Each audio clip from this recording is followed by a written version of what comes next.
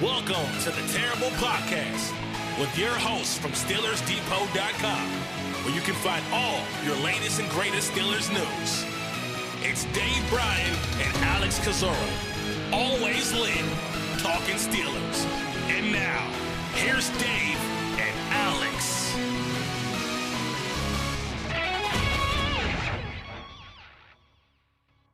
Welcome to the Terrible Podcast, Season 12, Episode 129. He's Josh Carney. I'm Alex Kozora, SteelersDepot.com. Thanks for being back with us here on this Friday, Steelers Nation. A little bit different format today.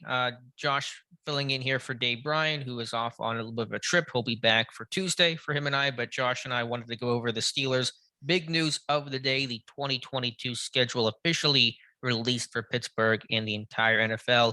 We are recording this here Thursday night, just about 45 minutes after the schedule was officially dropped at 8 p.m. So if any other major breaking news occurs from then until the time you're listening to this now, and we didn't cover it, that is the reason why. So today we're just dedicating it to the reaction and the news of the schedule. So Josh, thanks for being on. How you doing?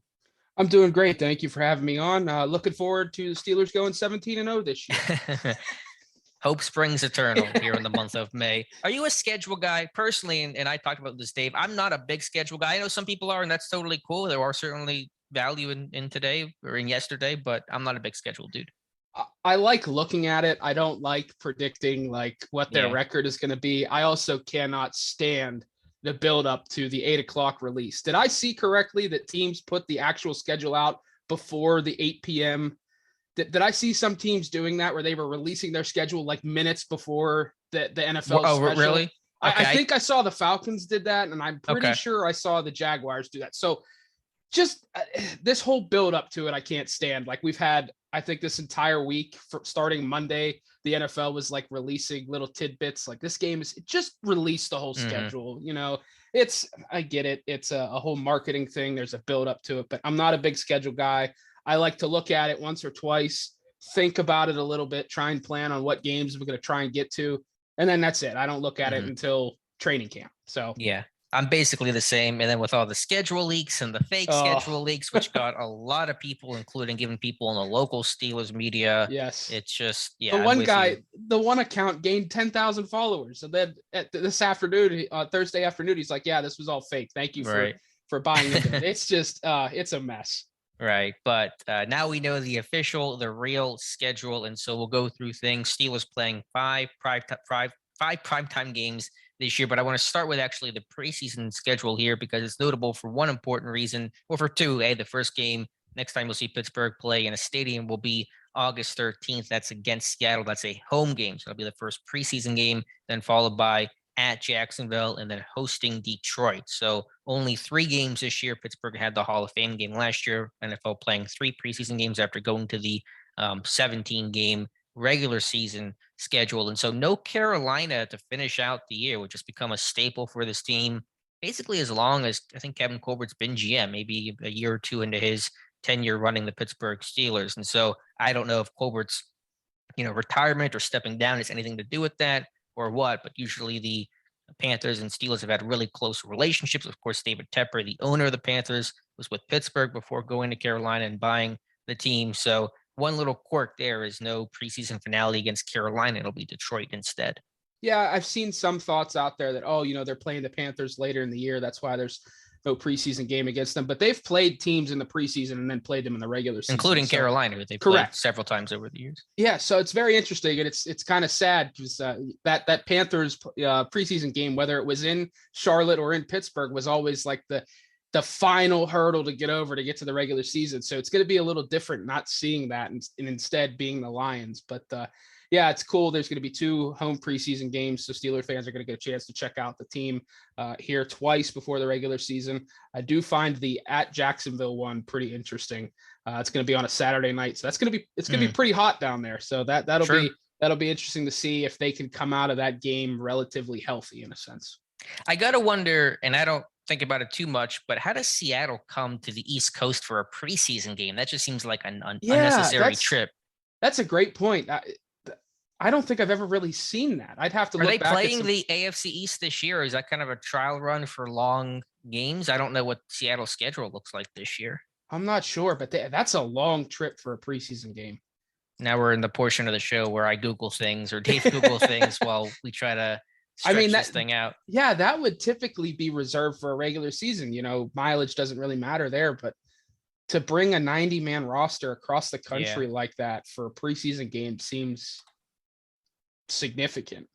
I'm trying to see who they play for the AFC. The Seahawks schedule release, everyone kind of has these funky colors, so I'm trying to read it over. I'm not seeing anything that's out east. So whatever the case is, but just kind of one random quirk where I just wonder how Seattle kind of gets roped into making a long trip. Not to get ahead of ourselves, but I hope the Steelers aren't going to Seattle next year if this is like a home and home. That would be very unfortunate.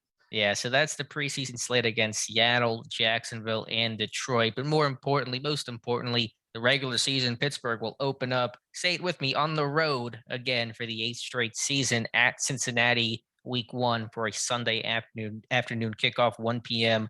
on CBS. So the first game of the year will be a big one against Joe Burrow and the Bengals. I keep hearing, the Steelers open on the road because of the Pirates being in town. Why are the Pirates dictating scheduling at this point? But yeah, the Steelers just aren't allowed to open at home for some reason. And that is a very tough opener for Pittsburgh. You're going to find out a lot about Pittsburgh right away there on the road. Obviously, we know what the Bengals did to them last year in Cincinnati. So certainly some revenge probably on the mind. We'll see how the Bengals come out post Super Bowl high, if there is any type of hangover there. But yeah, that is a very intriguing 1:00 matchup on the first week of the season across the NFL in general. Sure. And certainly eyes on, could this be Joe Burrow versus Kenny Pickett? Yeah. And obviously, we'll see what happens there. And I think I've had some people say, Pickett, if based on what the matchups are, you play Pickett or you don't. Well, no, either he's ready or he's not. Either he's prepared or not. Either he's better than Trubisky or he's not. And that's what dictates what the beginning rookie season for Kenny Pickett looks like, not who they're playing. Is it home? Is it away? Is it a tough game? Not a tough game. They're all going to be tough games for a rookie quarterback. And so to me, that is a non-story, non-part of the decision. That would be a heck of a way to be introduced to the NFL, though, on the road in a hostile environment against a divisional rival. You find out rather quickly. So, I mean, if the Steelers want to throw him to the Wolves like that, you'd be hard to find a better situation to throw him into and find out about him than that one. And certainly an early revenge game after getting swept. The last game they played last year was at 41-10, just horrible loss that Pittsburgh had. And so this game means a lot for a variety of reasons. Art Rooney, when he talked to Missy Matthews after the schedule came out, did say the Pirates seem to have something to do with this, and that makes sense. I know Dave predicted this team would be on the road because of that. There's a parking schedule, logistical thing, I guess, to think about there. I don't know how big the crowd's going to be in Pittsburgh at PNC Park in September. So it shouldn't. To me, it shouldn't matter. I mean, they've had events downtown around the stadiums at the same time, and I know parking is a mess down there in general. But man, it's tough to see the Steelers again open on the road 8 years in a row. But the good news is we'll talk about it here later, but they have a good stretch to close the season at home. So I guess you win some and you lose some there when it comes to scheduling. Last note on the road opener, again, as Josh said, 8 straight years on the road since the 1970 merger. That is the 5th longest streak of any team. Arizona still holds the record comfortably, 17 straight years from 88 to 2005, followed by the Dolphins in 76 to 88, and the 49ers very close. It was 10 seasons from 84 to 93, and then 73 to 81. So for like 2 decades, they were basically playing on the road almost every single year. And now Pittsburgh in that 5th spot. From 2015 to now 2022. Last home game was in 2014. So that streak will continue through at least this year. Yeah. Who did they play the last time they opened at home? Was it Houston? Was it the Browns? Maybe it was 2014. I think it was the Browns. Was that the Antonio Brown kick to the face? That sounds right. It was the Browns 30-27 win that September 7th, 2014. I don't remember if that was the kick to the face on the punter game. That sounds right, but I don't quite remember. Yeah, so, I mean, if the Steelers are going to open up at home again eventually, odds are it's going to be an AFC North opponent. But 8 years is a long time, but it's certainly not 17 like the Cardinals had to deal with. Mm-hmm. So Brown did have a 36-yard punt return in that game, so I'm assuming it was that. Track. I trust you on that one. So let's talk about the Steelers home opener. That's going to take place week 2 versus New England. So Mac Jones versus to be determined, again, either Trubisky or Pickett. So I like that. I like that early game against New England at Heinz Field. That's a solid game. I do too. And that's a great home opener. I think you're going to have a lot of fans in there early. It's going to be a raucous crowd. I mean, the hatred is still there for the Patriots, even if Tom Brady might not be there. But yeah, I hope it's Mac Jones against Kenny Pickett. That'd be a heck of a quarterback matchup there in general. But that just screams defensive battle overall, though. Hopefully, the Steelers are healthy coming out of that week 1 matchup, and the Patriots are as well defensively. That's old school football right there. And that's a really good week 2 matchup that a lot of eyes will be on. It's on CBS. So I would guess they probably haven't announced who's going to be calling what games, but I would guess Jim Nantz and Tony Romo will be on the call for that one. That sounds about right. And as Josh said, that is a 1:00 game on CBS. Week 3, the first primetime game at Cleveland Thursday night. So quick turnaround from week 2 against the Pats to week 3 against the Browns. So at Cleveland Thursday night. Obviously, we'll see what happens with Deshaun Watson. If the suspension by then, we don't know. The thought is there could be, but if the NFL is going to kind of wait for all the civil stuff to play out, which really probably won't finalize until after the season, who the heck knows? But Browns fans watching that closely, and now Steelers fans joining them. Yeah, that's a tough turnaround too. But the good news is it's early in the season, so you're still relatively healthy. You get that Thursday night game out of the way. But yeah, that'll be interesting to see if Watson is around for that game. If he's not, obviously that's a huge break for the Steelers to get that road matchup against the Browns out of the way. But I do like that there's that quick turnaround so early in the season that they can get it out of the way. They don't have to worry about playing 4 days later in colder weather. I like how the schedule sets up there overall. Right. I mean, I'm not one to make too many big win-loss predictions or this team must be X and X record by, X week. They were 0-3 last year and they still managed to get in the playoffs. But 2 AFC North games and the Patriots first 3 weeks, you love to be 2-1 and in that one, regardless of where you got those 2 wins. That'd be obviously one against an AFC North team and either beating another AFC North team or New England who will be in the mix this year for probably a wild card spot. So 2-1. I mean, everyone says 2-1 would be like the best start. That was like let's start 1-2, but really 2-1 would be really good way to begin the season. It certainly would. I would take 1-2 though, just knowing how tough that 3-week stretch is, and you're breaking in a new quarterback and some younger playmakers on offense. 2-1 is ideal. I would take 1-2. I would obviously not feel great about 0-3 considering who's coming up in the next 3 weeks. So. I'm glad. I've said it previously, but I'm really glad to get that Thursday night game out of the way this early in the season, because that gives you a chance to, kind of rest up there before week 4, and you don't have to worry about playing on short notice again until late in the season. Let's talk about those next 3 weeks, weeks 4, 5, and 6 at home against the Jets, at Buffalo in week 5. And then Tom Brady makes at least one more trip, maybe 2 at the rate he's going. Tampa Bay coming to Pittsburgh Heinz Field week 6. So Jets, Bills, Buccaneers. Yeah, that's the toughest stretch on the schedule, in my opinion. I do think the Jets are going to be a lot better this year, but at Bills and then turning back around to take on the Bucs, that's a 2-week gauntlet there for the Steelers. I do like that they get a chance to stay at home coming out of that Thursday night game and have a home game against the Jets. But yeah, that week 5 and week 6 matchup on paper looks pretty darn tough. And I think you're going to find out a lot about the team overall in that 2-week stretch, because obviously the Bills are a legitimate contender in the AFC.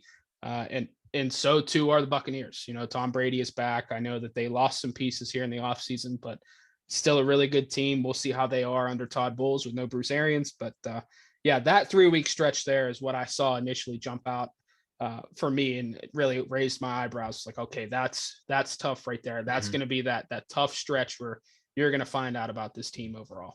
Just a 30,000-foot view, your opinion of the Jets this year. Obviously the weakest team of the 3 we just mentioned, but where do you come in on Zach Wilson year 2 and just where New York's going to be sitting at?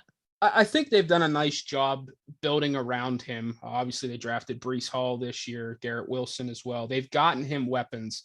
I still am curious about the offensive line overall, but I do think that defense is going to take a significant jump under Robert Saleh. I do think they're going to be that 7-10 8 and 9. That's still really weird for me to say. It's going to still take a few years to adjust to, but I think that'll be a tough game. If I'm doing a win and loss prediction here, I think the Steelers win that game, especially with it being at home. But I do think that's going to be a very difficult matchup overall. And I do think Zach Wilson takes a leap this year, maybe not into that upper echelon. Okay, this guy is a future top 10 quarterback, but I think you're going to certainly see some significant flashes from him with that arm talent and with his mobility. And those 3 first-round picks, Garrett Wilson, as you mentioned, Sauce Gardner, who went 4th overall, and Jermaine Johnson, who New York traded up into the first round to get. So those guys will kind of have their feet under them, you would think, by week 4. So something to think about there. Week 7 will be the Steelers' second primetime game. That's at Miami, so it'll be a big Sunday night affair there, of course, and then at Philadelphia in week number 8. So 2, I would say, pretty tough games there, and again, both being on the road. Yeah, and the good news is, I mean, still in late October, Miami can be pretty humid, but that's a primetime game, so they will be able to avoid the heat some there. That is a tough trip overall, but that 2-week stretch there coming off of home against the Bucks. The Dolphins should be better this year. I know that there's still a ton of questions about Tua Tagovailoa at quarterback, and I'm sure the NFL is going to talk all about the Brian Flores situation leading up to that game. Sure. And then, at Philly is going to be very difficult. Obviously, we saw what the Eagles have done, trading for A.J. Brown, adding Nakobe Dean. I'm drawing a blank on who their other first-round pick was off the top of my head. But that's a good team. It's a good team. It's a physical team. Nick Sirianni liked to run the ball last year. Jalen Hurts brings certainly some dual threat abilities there at quarterback. So that'll be a tough game. Was that Jordan Davis you were thinking of? Yeah. How did I space on that? Yeah. So that's going to be a very tough game. And the Steelers typically don't do very well heading over to Philadelphia historically. So right. And then AJ Brown, you got to deal with too. I mean, the Eagles to me look pretty loaded this year. Yes, they do. It all comes down to Jalen Hurts though. Sure. That's an interesting 2-week stretch. I think the Eagles game concerns me a lot more than the Dolphins game does overall though. Mike Tomlin said he's never met a bye week he didn't like, but I think you have the perfect bye week this year, week 9. So smack dab in the middle of the season to me. I mean, it does not get better than a week 9 bye. Yeah, it's perfect. I mean, it's right in the middle of the season. You're coming off of back-to-back weeks on the road. I think it works out perfectly. And then I said this on Twitter as soon as I saw it, that bye week is perfect because you're at home. Then you have 2 straight home games, one of which is a primetime game. You're home for 3 straight weeks. You get a chance in the middle of the season to rest up, sleep in your own bed, deal with injuries at your own facility. I think it lines up very nicely. And I'm glad that they don't have like a week 14 or week 15 bye or a week 4. So this is a perfect bye. And it should do wonders for the Steelers that late in the season. I think that is the best part of the schedule, the week 9 buys. You mentioned the 2 home games coming off of that, and they're going to be pretty important ones. Week 10, hosting New Orleans, and then week 11, the second game against Cincinnati. That's going to be a Sunday night game. So 2 critical games, and obviously, especially including that rematch against the Bengals. Yeah, that's the pivotal one there in that stretch, but I am curious to see that Saints game overall. Obviously, New Orleans is without Sean Payton. Dennis Allen will be making his first trip to Pittsburgh as head coach. Obviously, Jameis Winston coming off the torn ACL should be the starting quarterback down there as well.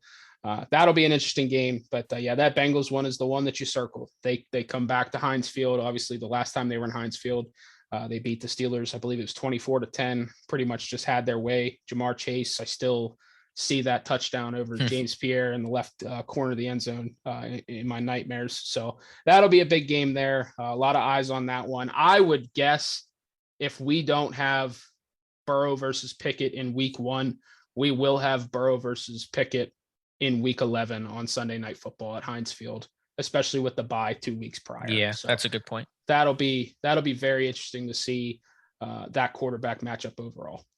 I think one of the more difficult parts of the schedule comes up next in terms of week 12 at Indy. That's a Monday night game, and then at Atlanta week 13, and then hosting Baltimore week 14. Not because the Falcons are this incredible team, but you're just having back-to-back road games, including one of those being the Monday nighter. So it's a short week already coming off the Colts game. Then you're going to Atlanta week 13, and then hosting Baltimore for the first time the following week. So that may not at first glance seem like the most daunting schedule, but I think just logistically that might be one of the bigger challenges for Pittsburgh. And I think that's also the furthest west they will travel, and that's I think that's the second or third.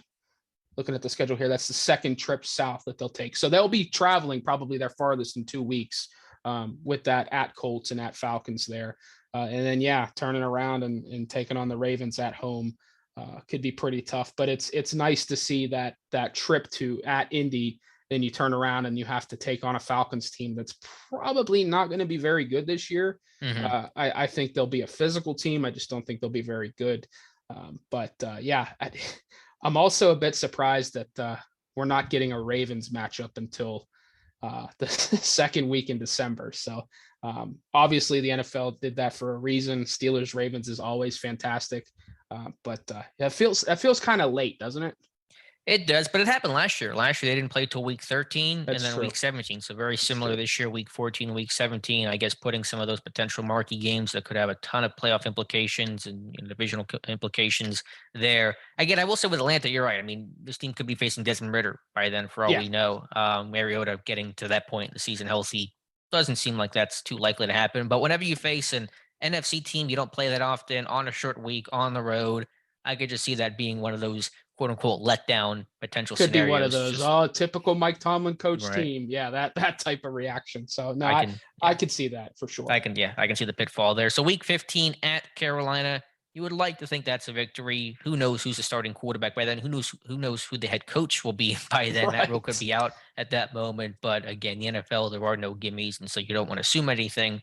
So that's week 15. And then week 16, one of the more marquee, exciting games from just a pomp and circumstance perspective, hosting the Las Vegas Raiders Saturday night, Christmas Eve, the 50th year anniversary plus a day against of the Immaculate Reception against the Raiders. And so that's going to be a big game for a lot of reasons. Yeah, well done, NFL. I don't like to give them that much credit, but this was one you couldn't screw up, and they didn't. Although the only concern I have with this, I see it's on NFL Network. I'm not fully up to date on the cable rights and all that, but I don't believe everyone has NFL Network. So that's a little interesting that they put that marquee matchup, knowing what it means historically for the league, and they put it on NFL Network where not everyone can see it. So I wonder if they do something about that. Obviously in Pittsburgh, it will be streamed on local channels as well as in Las Vegas. But if you're national, you don't live in the area, and you don't have NFL Network, you could be in some trouble there. But the league did a really nice job making sure that it was as close as possible to the actual date and to put it in prime time. I mean, that's going to be an awesome atmosphere. And I hope that there is snow then. I know that we usually don't. I think the last 2 years we haven't had a white Christmas here in Pennsylvania, but man, I hope there's snow for that game. But not only for just the old school style football, I think the Steelers are going to play with Najee Harris as the feature back, but those uniforms, that's going to be so aesthetically pleasing with that uniform matchup and hopefully some snow on the ground. Yeah, definitely the coolest game. It's going to be a good game too. The Raiders are going to be they're a hot team. They made a lot of good moves this offseason. Obviously, new coaching staff with Josh McDaniels, new whole regime there. But that should just be a fun game in general. Then you add on all the storylines, makes it twice as cool. Yeah, I hate to give the NFL a ton of credit when it comes to schedule making, but they did a really nice job here, and all eyes are going to be on it leading up to that week. We're going to see the clip of Franco Harris running into the end zone on our televisions, on our phones, computer screens every second of the day for the week leading up to that game. And I hope Frenchie Fuqua is brought out for that moment. I'm sure they're going to do something either pregame or at halftime, but I hope Frenchie's brought out, and obviously Franco's going to be there. I would love to see some of those 70 Steelers come back for that game. Art Rooney did tell Missy Matthews that Franco's expected to be there and he'll probably bring some teammates and some friends too. So that'd be cool. I just wish John Madden was still alive to see that game. That's the one thing that kind of sucks. Yeah, that's a great point.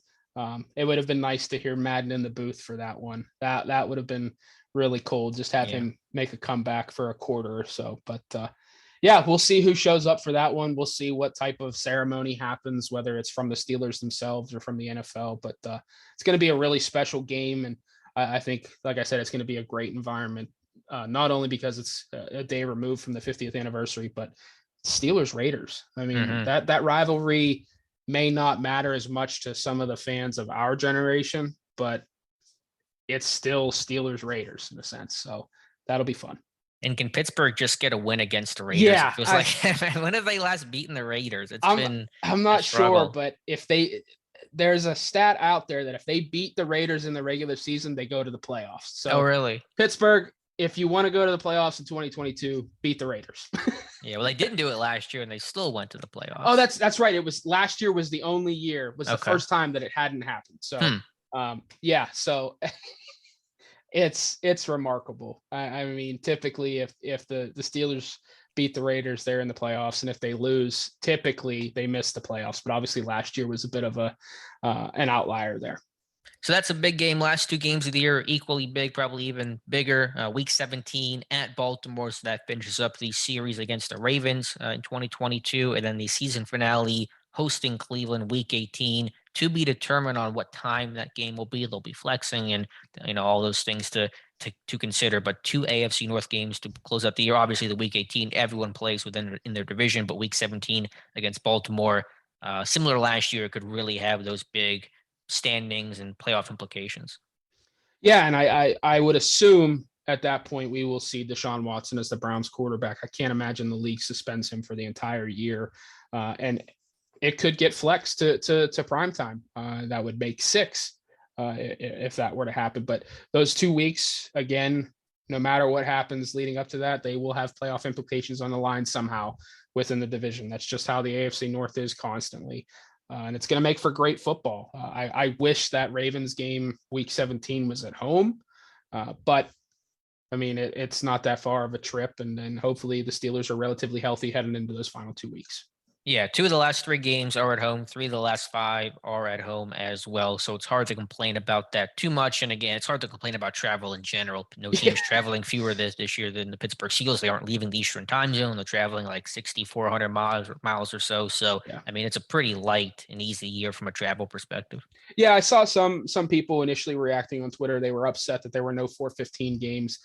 Some people were even taking it as a bit of disrespect, but the Steelers are staying on the East Coast. I mean, there's a chance some of those games could get flexed later in the year, but I mean, typically when you're on the East Coast, you're going to be playing at 1:00 unless you're playing a West Coast team coming over. So I don't have an issue with the 1:00 or the primetime matchups, but yeah, that bye week, after the bye week, that schedule looks really nice on paper. Just 2 teams on there that were playoff teams last year. That being the Bengals and the Raiders and that final stretch there. So it lines up nicely. There should be probably 2 teams on there that may be playing, a rookie quarterback and maybe PJ Walker for the Panthers, just, playing out the stretch, sure. Trying to get better draft position.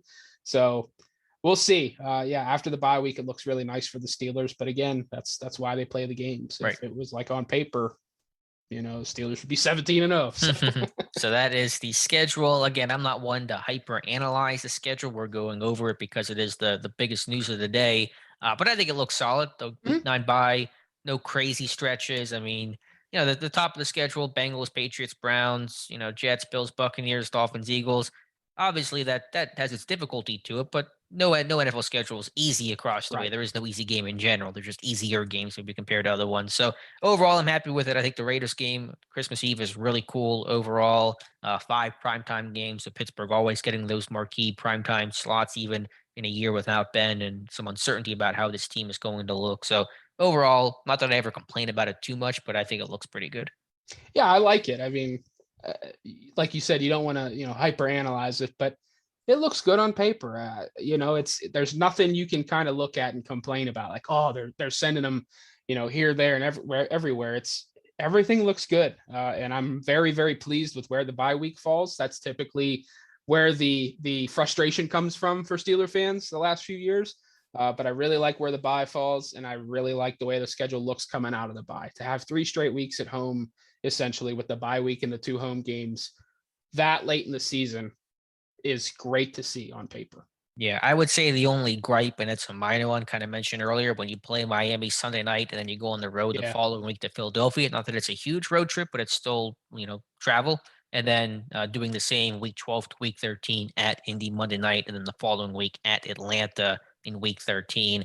I always like to have that home game after that primetime night game, but not getting it in those two cases. Yeah, so just two instances of that where you have 2 straight road games and just 1 instance of 2 straight home games. So it looks nice on paper, but like you said, it is a minor gripe that you're playing a primetime road game and then you're turning around and going back on the road for an afternoon matchup. So I do wonder, when was the last time Pittsburgh had 2 of their first 3 games be against AFC North teams? I'm just trying to look over the last couple of years. I'm not seeing any recent example of that. Do you happen to remember any of those? I'm trying instances? to recall some previous schedules. Yeah. I'm at 2015 right now, and nope. It's been a while. Time. Yeah, I'm trying to think back to 2014. It looks like they had Cleveland week 1 and then Baltimore week 2 and went 1-1 in that span. That's right, because 2014, that was, so Flacco is still the quarterback there. Was that no, that wasn't Ray Lewis's last year, was it? No, I don't think so. They had Baltimore killed them. They won 26-6. Okay. But I'm trying to think, that was the last time. So yeah, that'll be interesting to see how they kind of handle it and come out of those 3 weeks looking. Like we said earlier, 0-3 would be rough to look at, but they just went 0-3 last year and rebounded to make the playoffs. So it's not the be all end all, but you'd like to see at least 1-2 out of there. You go 2-1 there, you feel great. Yeah, 0-3 in any situation is obviously poor, but to be then 0-2 against the North, that would be even that's worse. A tough hole to climb. And then also the other loss against the Patriots. So 3 AFC teams usually get an NFC team mixed in there. Not the case this year. So obviously not shooting for that ever, but 1-2 minimum, 2-1 would be great, and 3-0 is always the goal. Yeah. All right. So any other final thoughts here, Josh, on the schedule? Again, that's I'm not the biggest fan of it. You get the leaks, the slow drip the NFL likes to do. Yep. Not my favorite thing, but it's not finally out there. Yeah, I'm just glad that we can look at it. Everyone can put out their predictions that are not going to be right usually. And then I always like to see the players that they put on the graphic. I feel like it tells you a little bit, but looking at these 5 on the graphic, it's so weird not having Ben Roethlisberger on there. Good point. So, and if you look at it, who's the centerpiece there? It's TJ Watt. So, who are the 5? I haven't even paid enough attention. So left to right, it's Minkah Fitzpatrick, Najee Harris, TJ Watt, Deontay Johnson, and Cameron Hayward. So, it's certainly interesting. I kind of thought maybe Cam Hayward would be that centerpiece because it's essentially his team now. But TJ Watt's front and center. So those are your 5 marketable guys right now. Absolutely. So that is the schedule. Obviously, you guys can email the show and let us know your thoughts about the schedule as well. A couple other minor pieces of Steelers news. Pittsburgh continuing their second GM interviews. 3 more names you can add after already 3 names being reported. Andy Weidel having a second interview with the team. He's with the Eagles right now. From Pittsburgh, worked with Pittsburgh back in 98, 99. Now getting a second GM interview with the Steelers, and then the 2 internal candidates in Brandon Hunt and Omar Khan. That's either happened or is happening. So Pittsburgh now up to 6 names they've interviewed a second time or will interview a second time. Those 3 plus John Spytek, plus Ryan Cowden, and plus Doug Whaley. So we don't know if any more will be added. That kind of feels like that might be the list, but no one knows for sure. Boy, if that's the list, I don't know how I feel about it in general. What's the concern? A little concerned about Doug Whaley. Obviously, he spent a lot of time in Pittsburgh. He had a shot in Buffalo. I'm sure he's learned from his time in Buffalo. His last draft pick was Tre'Davious White, or his last first-round draft pick, excuse me. But just some concerning decisions made when he was the Bills GM.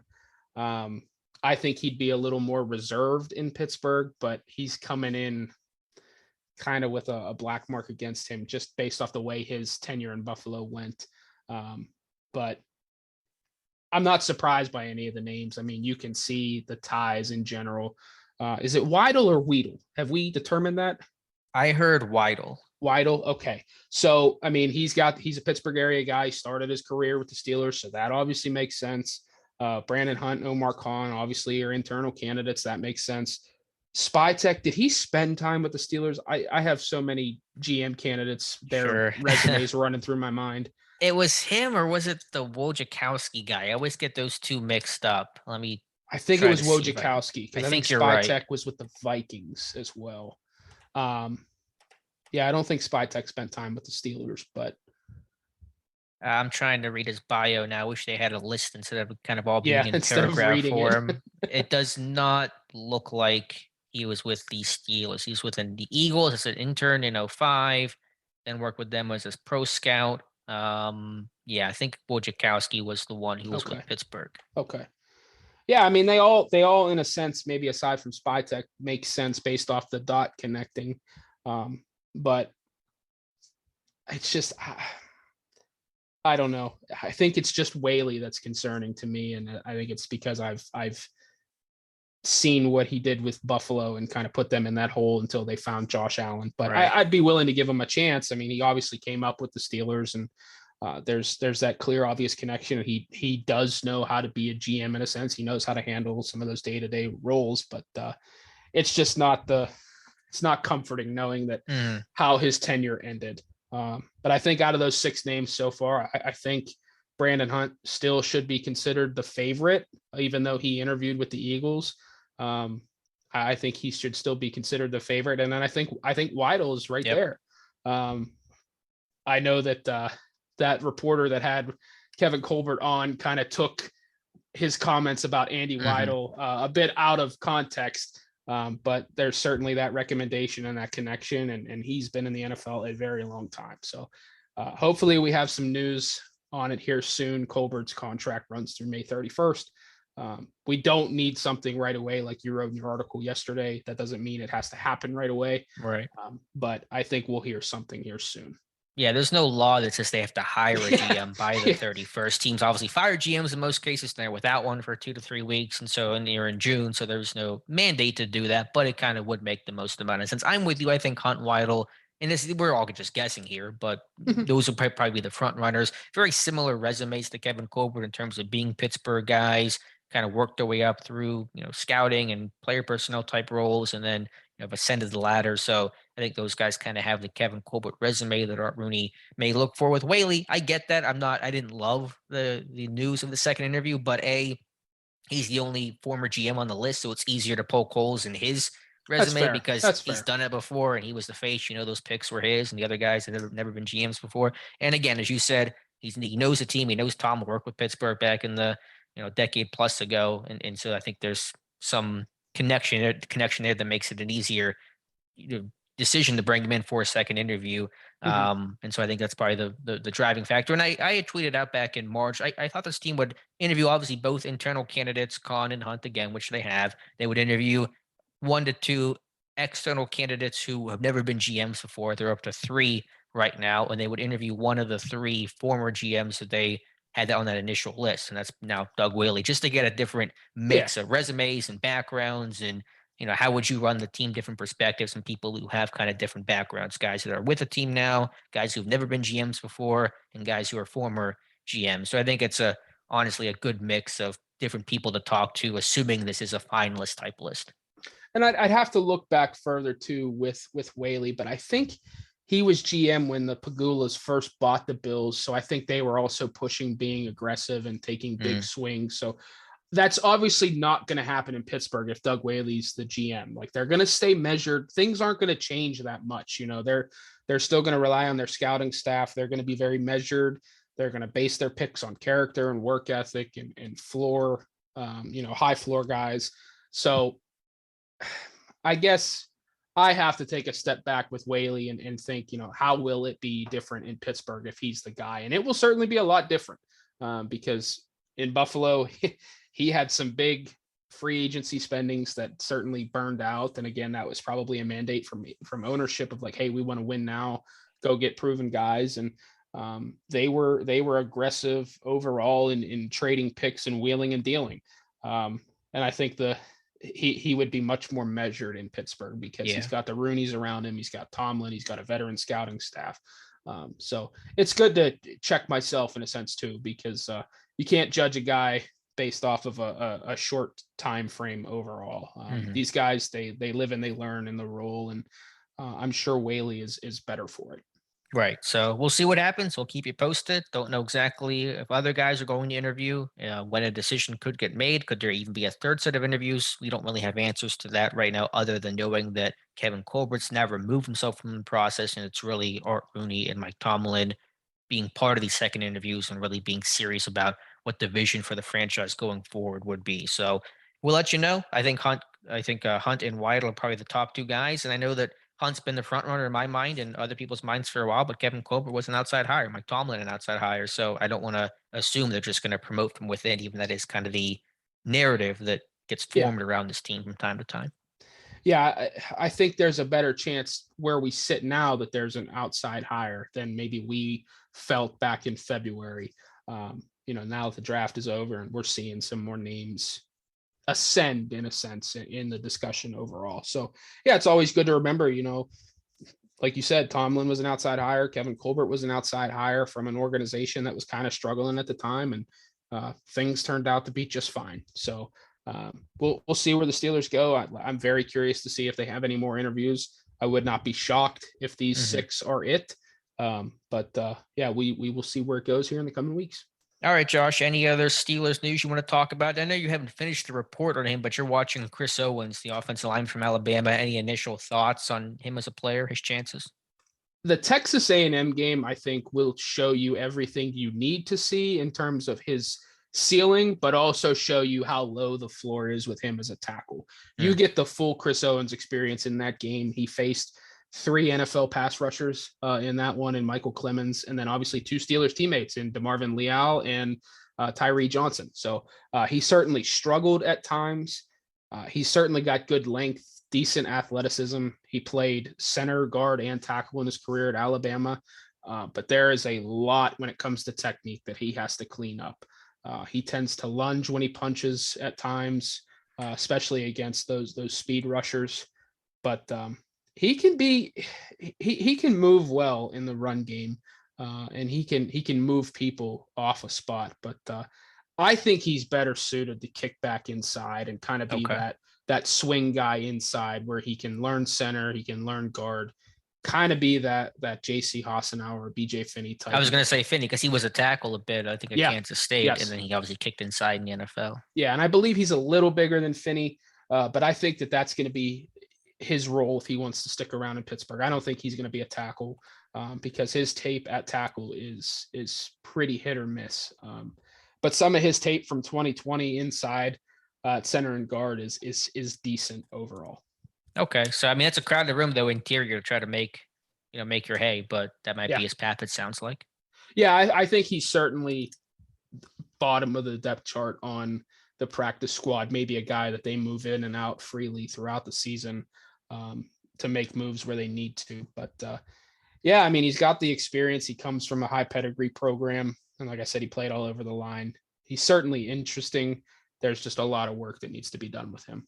Right. So last thing, rookie minicamp for Pittsburgh will begin today on Friday. It'll be held on through Saturday and Sunday. So we'll get the full tryout list, and we'll see if this team signs any tryout players as well. And of course, should be a ton of interviews with the rookies and things like that. So excited for rookie minicamp and to see what happens.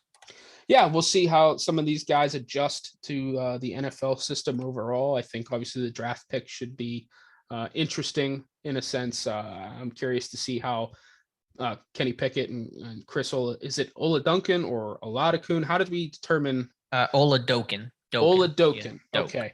Doken. All right. So it'll be interesting to see how those two look overall.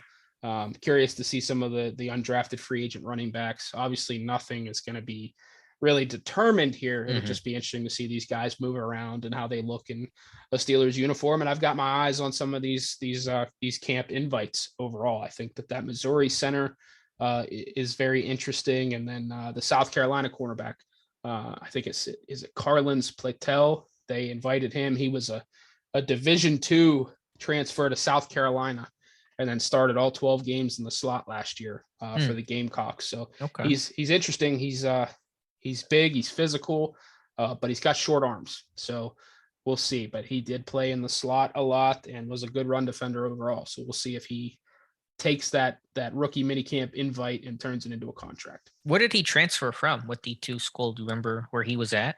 Let me look that up quickly. It's up in Worcester, Mass. So, I'm drawing a blank. Assumption. Is Assumption. Okay.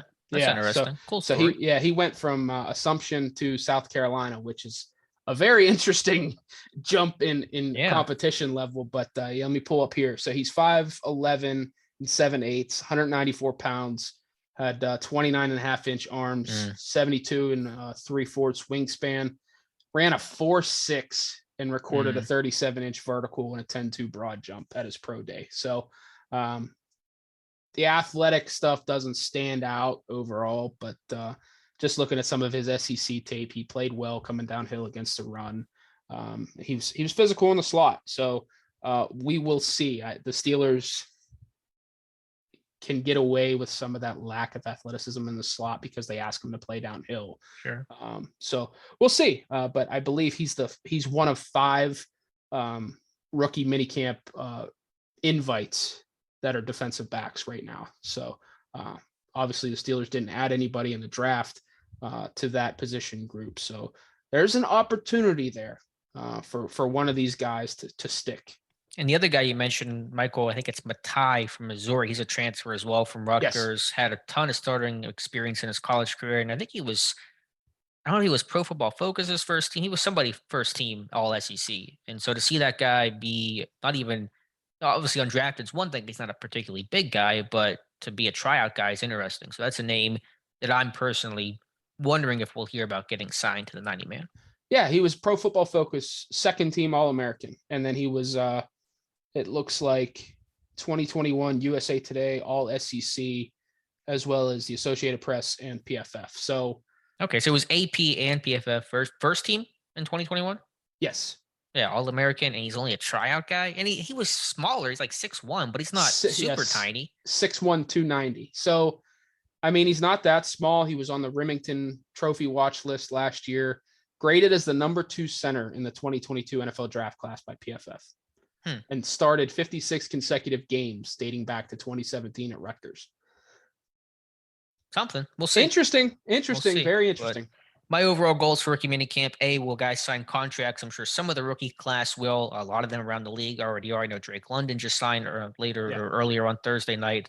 First round picks are already coming in. And then, of course, everyone stay healthy. That's the big thing. Stay healthy, sign your deals. If you do those 2 things, it's a good weekend. Now, I can't remember if they don't have a deal, if they haven't signed, they can't participate in rookie minicamp, or do they have to sign a waiver? They may have to sign a waiver. I'm not sure, but they can certainly still participate in rookie minicamp. I couldn't quite remember. I know that obviously we've had rookies hold out in the past, but I couldn't quite remember if there was that stipulation with the new CBA. But yeah, everybody stay healthy. I'd hate to see a non-contact injury this early in the off season. Just stay healthy, get acclimated to the facility and to the playbook, and gear up for minicamp and OTAs in general. Although it feels like half the rookies don't need to gear up for that because Pickett knows what's going on. Connor Hayward knows what's going on. So it's really, old hat for them, but no point well taken there. So Josh, thank you for your time. I think again, Dave and I will be back on Tuesday to recap rookie minicamp and anything else that's transpired since then. So Josh, appreciate you filling in and talking NFL schedule. Absolutely. Appreciate it. And I'm glad we were able to go through the schedule with no issues, despite us not being schedule guys. All right, I'm going to attempt the outro here. We'll see how bumpy it is. Usually I'm not too good at this, but you can follow Josh on Twitter at by Josh Carney. You can follow me on Twitter at Alex_Kozora. Be sure to follow Dave on Twitter at Steelers Depot. Like to email the show with your questions, and we encourage that all the time. You can send them to theterriblepodcast@gmail.com. Appreciate you guys listening, and we'll talk to you soon.